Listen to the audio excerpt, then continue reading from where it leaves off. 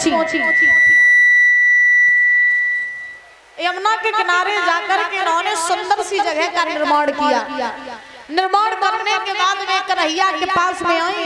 योग माया कहा, प्रभु आपने जैसी जगह का निर्माण करने को कहा था हमने वैसी जगह का निर्माण कर दिया, अब आप जाइए गोपियों के साथ महाराज कीजिए। भगवान ने बंसी ली है, यमुना के किनारे आए हैं। जैसे ही भगवान यमुना के किनारे आए तो भगवान ने वो जगह देखी तो जगह बड़ी सुंदर। भगवान सोचने लगे, वाह योग माया, जगह तो तुमने बहुत बढ़िया बनाई, अब सही समय आ गया है कि हम गोपियों के साथ में महाराज करें।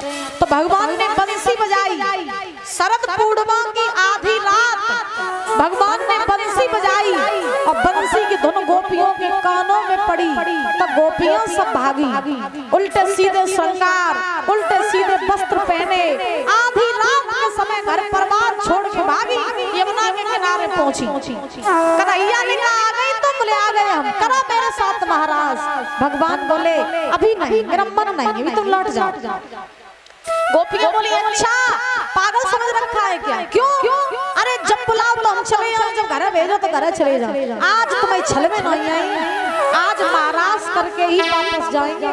अरे गोपी बोली, क्या छल में ना आऊंगी और घर करना जाऊंगी, तेरी बातों में आई तो मैं पछताऊंगी और करना है महाराज।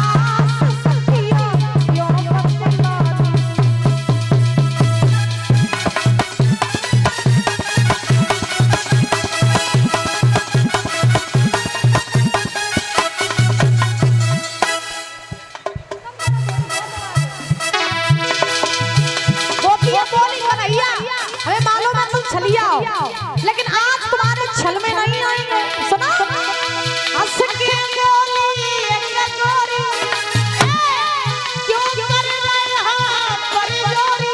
सुना ना, चैन ना आवे को जब तक देखूं को, अब नहीं मानूंगी, घर को न जाऊंगी, तेरी बातों में आई तो मैं पछताऊंगी। करना है महाराज सखिया यो बतलानी, करना है महाराज सखिया यो बतलानी। अरे वाह!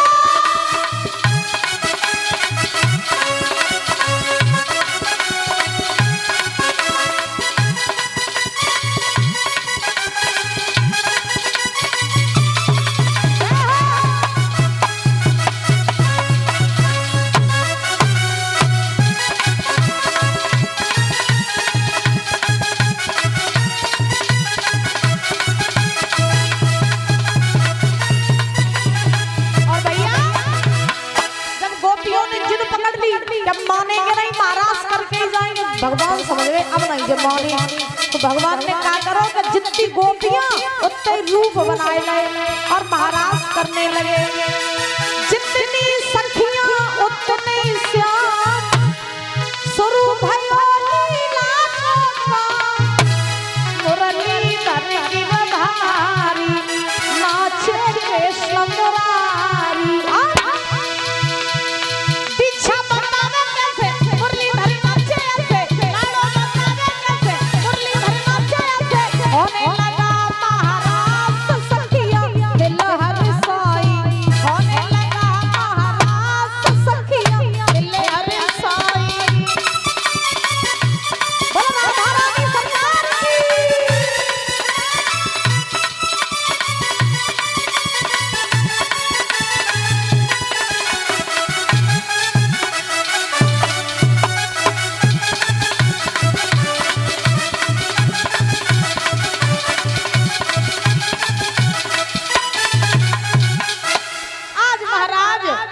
गोपियां भगवान ने उतने ही रूप बना लिए। हर एक गोपी के पास खड़े होके भगवान महाराज करने लगे। आकाश से देवियां विमानों में बैठ के महाराज देखने चली। अब पार्वती कैलाश पर्वत पे बैठी रही, सो बेउ सज धज के तैयार भई, 16 श्रृंगार किए और पार्वती महाराज देखवे को चली। भोले बाबा ने पूछी कौन जा रहा है? बोले वृंदावन में।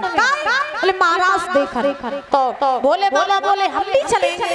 पार्वती पार्वती बोली तुम नहीं जा सकते हो। क्यों? पार्वती बोली बहुत सिर्फ लेडीज अलाउ है, जेंट्स अलाउ नहीं, आप नहीं जा सकते हो। बोले बाबा बोले मैं तो चलूंगा, और अगर मैं ना गया तो मैं तुम्हें जाने नहीं दूंगा, क्योंकि पार्वती छोड़ेंगे ना हम महाराज सुप्यारी मनमोहन को, छोड़ेंगे ना हम महाराज सुप्यारी मनमोहन को।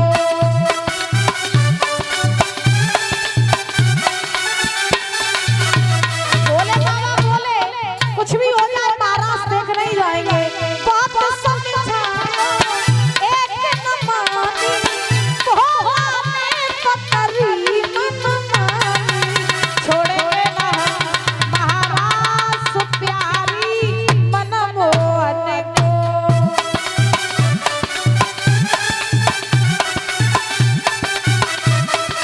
जय हो।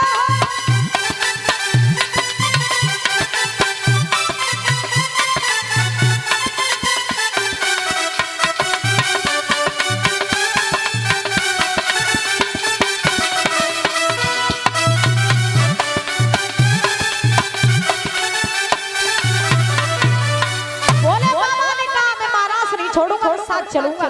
पार्वती बोली जब बाप पुरुष जाते ही नहीं है तो आप कैसे जाओगे? बोले बाबा बोले ऐसा करो तो तुम मुझे ना स्त्री बना लो। पार्वती बोली देखो बाबा बोरा ये बना करोगे तुम इतने लंबे। बोले बाबा साड़ी कहाँ से ले आएंगे? अब मान लो साड़ी ले आए तुम्हें पहनाए दई, फिर तुम्हें ये जटा जूट एंटीना है कैसे जाओगे हो? क्या कर रहे हो? अब बोले बाबा बोले देखो हम कुछ नहीं जानते, ले आए चलो ले चलो मुझे। जिद पकड़ ली पार्वती बोली अब नहीं जब माने। सो पार्वती ने क्या करो एक साड़ी ले आई, साड़ी ले आई। बोले बाबा को साड़ी पहनाए दई, लंबो घूंघट मार दो, 16 श्रृंगार कर दिए, अब नर से नारी बनिए भोले बाबा। पार्वती ने कही बाबा बोले हाँ जा बताओ का हम तो तुम्हारी बहू बन के जाइए। तुम कितनी बहू बन के जाइए? तुम अपने दूल्हा को नाम का बताइयो।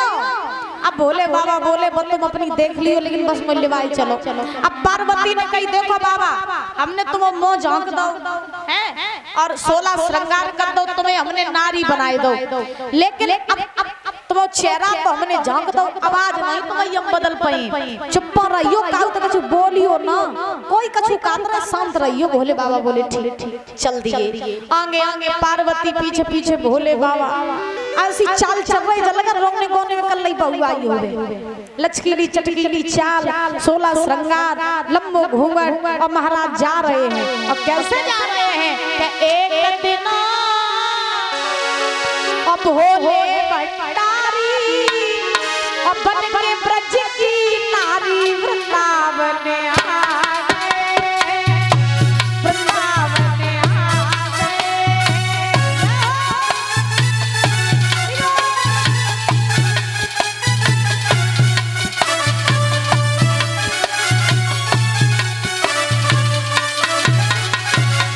पार्वती ने मना कियो पर ना माने त्रिपुरारी, वृंदावन आ गए, वृंदावन आ गए।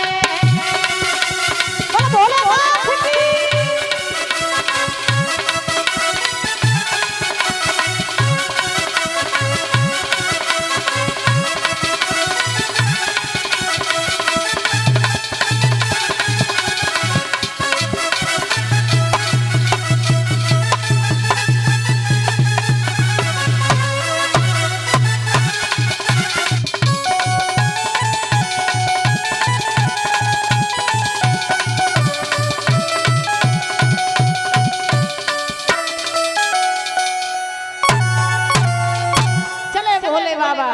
अब महाराज भोले बाबा चलते जा रहे हैं। वृंदावन में यमुना के किनारे पहुंचे। सो यमुना के किनारे महाराज मेन गेट रहे, भीतर महाराज में घुसवे काजे। सुबह मेन गेट पे 2 लड़कियां पहरेदारी लगाए खड़ी हटी। अब उन लड़कियों ने पार्वती को आत बहु देखो, एक बोली ओ बहना पार्वती आए रही, दूसरी बोली आए रही सो आए रही, लेकिन संग में जाती लंबी बहुरिया की ले आए रही। बोली पास में आई तब पूछे। अब पार्वती जल्दी जल्दी में चली। अब भोले बाबा उनते जल्दी जल्दी चलन लगे। अब जैसे ही आगे बढ़ी सो घुसबे को प्रयास करो। पार्वती ने लड़की ने रोक दो, रुक जाओ, तुम तो कुछ पूछो चाहती हो, का पूछे हो? बोले जब पूछे कि तुम कैलाश पर्वत पे अकेली रहती हो, तुम्हें दो लड़का गणेश कार्तिक दो में तो एक नौ को ब्याह भाव नहीं, जब बहू की निकली लिवाई ले है भोले बाबा पीछे पड़िए को पोल पट्टी न खुल जाए। अब पार्वती बोली तुम्हें नहीं मालूम जब बहू की निकली? बोल मोय नहीं मालूम जब बहू की निकली। पार्वती बोली जब बहू और काम की थोड़ी ना पता तुम्हें की निकली है। तो पार्वती उन लड़की को समझा के बोली कि जा है और गणपति की बहुरिया अमाना तो सखी हो जाए गणपति की बहुरिया माना तो सखी।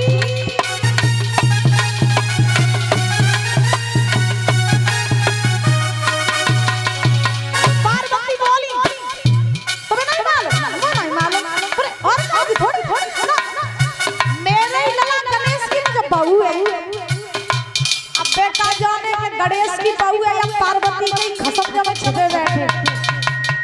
हाँ बस मेरा लला गणेश की बहू। लड़कियां बोली अच्छा तुमने अपने लला को ब्याह चुप्पा कर लो, मोय नहीं बोला ब्याह करो कब? पार्वती बोली सुनो तुम पूछ रही हो तुम कब ब्याह करो, तो हम तुम्हें बताएं इसी साल छोड़ा अपने की शादी नहीं रचाई।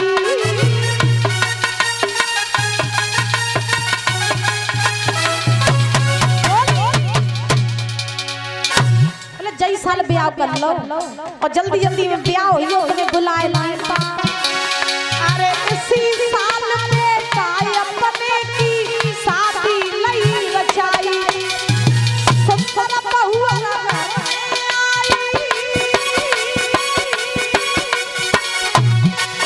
अरे सुंदर बहू घर में आई, शब्द पता नहीं उजियारी हो जाने पूजने लगी बैरिया माना तो सखी।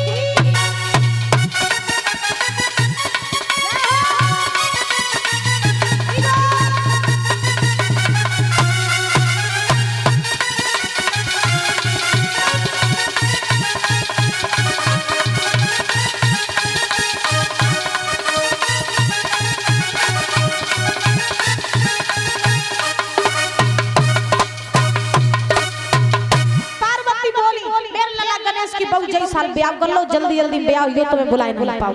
अब लड़कियां बोली कोई बात नहीं, तुमने अपने लला को ब्याह कर लो, कोई नहीं बुलाओ कोई दिक्कत नहीं, ऐसा करो कैसे? बोले तुम्हारी बहू हम तक आई गई हो, एक अपनी बहू को मुंह तो दिखाई दो, मुंह दिखाई दो। है भोले बाबा घूंघट पकड़ लो, कस को खुलना जा, घूंघट खुलियो तो फिर सब पोल पट्टी खुल जाए, कस के घूंघट पकड़ लो।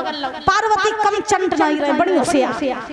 पार्वती ने लड़कियों से कही सुना हां फिर मोनाई दिखाई तो बोले कैलाश पर्वत पे आइयो दक्षिणा दियो, मौत दिखियो और काम दिखियो जा, फिर मोनाई दिखाई। लड़कियां बोली मोय लगा पार्वती होरी की परी ले आई। अबे का जाने घूंघट में तो घोटाला है, वो तो परा छिपे बैठे। अब लड़कियां कर लगी ठीक जा ले जा अपनी बहू को ले जा। पार्वती ने झटका तो चले जा, बड़ी शौक थी नारी बन गई, चले दुखिया चलवाई। बड़े फन्ना में फंसे भोले बाबा, चलो भाई। महाराज बीच में पहुंचे, अब पार्वती घूंघट खोले बोल तो महाराज देखने लगे। अब भोले बाबा लंबा घूंघट मारे सुबह महाराज देखा ही नहीं पाए रहे। अब बेचारे ने घूंघट उचका सो दाढ़ी चमकने लगा तो पार्वती नीचे कर ली, कान ना कट नीचे कर ली तो या फिर नीचे कर ले। अब ने कुछ कहा तो पार्वती फिर जब जोत देती। अब बहुत देर तक ऐसे होता रहा। भोले बाबा देखो कि नजारा इतना सुंदर है, घूंघट के भीतर रही है तो जो नजारा सब निकचे। महाराज नहीं देख उन पे नहीं रहोगा, घूंघट उतार के फेंक दिया, साड़ी उतार के फेंक दी, डमरू लिया, बीच महाराज में कूद गए।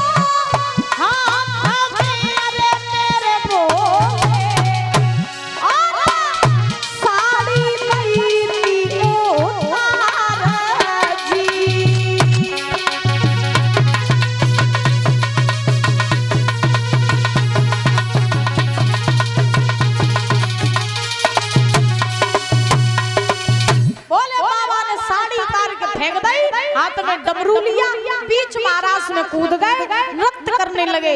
वहां भोले बाबा का एक नाम पड़ा, गोपेश्वर महादेव। बोले गोपेश्वर महादेव की नमः पार्वती हर हर महादेव। प्रेम से बोलो राधे राधे। भाई भगवान नृत्य कर रहे, भाई भोले बाबा नृत्य करने लगे। शरद पूर्णिमा की आधी रात महाराज प्रारंभ हुआ, लगातार 6 महीने तक महाराज चला। उसके बाद भगवान ने गोपियों से कहा तुम अपने घर जाओ, मेरी लीला पूरी हुई। गोपियां आ जाई हैं वृंदावन में, बड़े भाव से रहने लगी। इधर मथुरा में कंस की चिंताएं बढ़ रही हैं कि काल हमारा मर नहीं रहा है। तब नारद जी कंस के पास आए, कहा कंसराज तुम अपने यहाँ यज्ञ रचवाओ और कृष्ण बलराम को मथुरा बुलाओ और अपने हाथों से उन्हें मार दो। नारद जी जानते थे कि कृष्ण बलराम के आवे की देरी है, मगर कंस तेरे मरवे की देरी नहीं है। उल्टी शिक्षा नारद जी ने दी, विनाश काले विपरीत बुद्धि। जब विनाश का समय आता है ना तो आदमी को उल्टी बात सही लगाते हैं। नारद जी चले गए, कंस ने पत्र लिखा नंद के लिए, लिखा नंद हम अपने यहाँ यज्ञ रचवा रहे हैं तो कृष्ण बलराम को मथुरा भेज दो।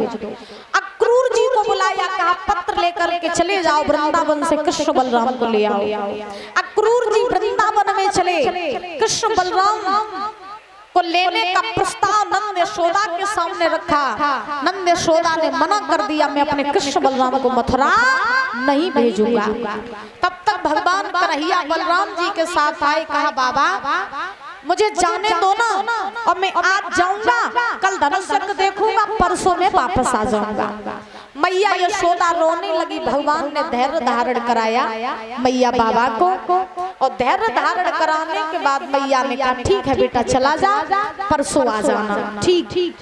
भगवान बलराम जी के साथ तैयार हुए।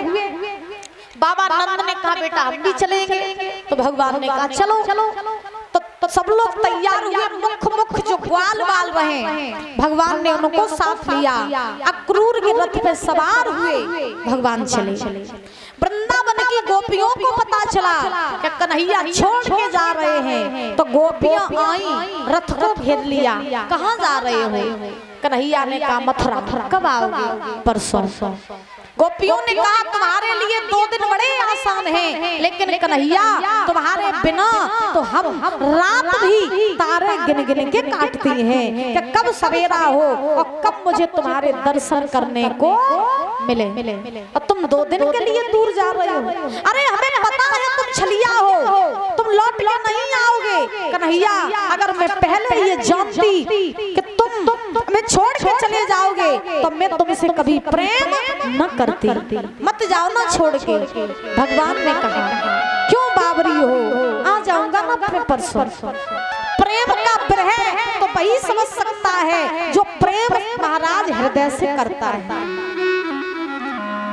प्रेम शर्म के मारे जल में घुसी, जल उनके गर्दन तक। गोपी ने कहा कन्हैया मेरे वस्त्र वापस करो। भगवान बोले ऐसे नहीं मिलेंगे। फिर बोले नगे नमस्ता में आओ और मेरे सामने खड़ी हो जाओ, वस्त्र ले जाओ।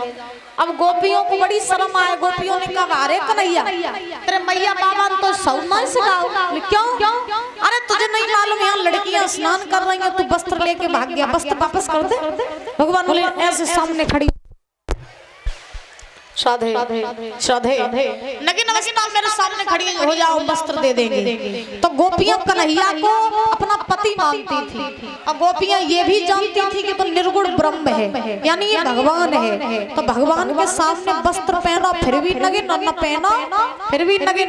तो गोपियां आई और आ करके महाराज भगवान के सामने नगिन अवस्था में खड़ी हो गई। भगवान ने वस्त्र दिए, गोपियों ने वस्त्र पहने। गोपियों ने पूछा कन्हैया तुमने वस्त्र लिए क्यों थे? भगवान बोले तुम्हें ज्ञान कराने के लिए। कैसा ज्ञान? ऐसा ज्ञान कि नारियों को कभी भी जल में नगिन होकर स्नान नहीं करना चाहिए। क्यों? क्योंकि जल में वरुण देवता का वास होता है, और आप किसी देवी देवता का अपमान करोगे तो हानि आपको ही पहुंचाएंगे। इसलिए कभी भी जल में नगिन होके स्नान नहीं करना चाहिए। ये भगवान ने गोपियों को ज्ञान कराया। अच्छा, बहुत से लोग टिप्पणी करते ये कैसा भगवान था जो लाती हुई लड़कियों के वस्त्र उठा के भाग जाता था, ये कैसा भगवान। तो हाँ, ये बात सही है कि भगवान ने गोपियों के चीर चुराए, लेकिन कौन से चीर चुराए?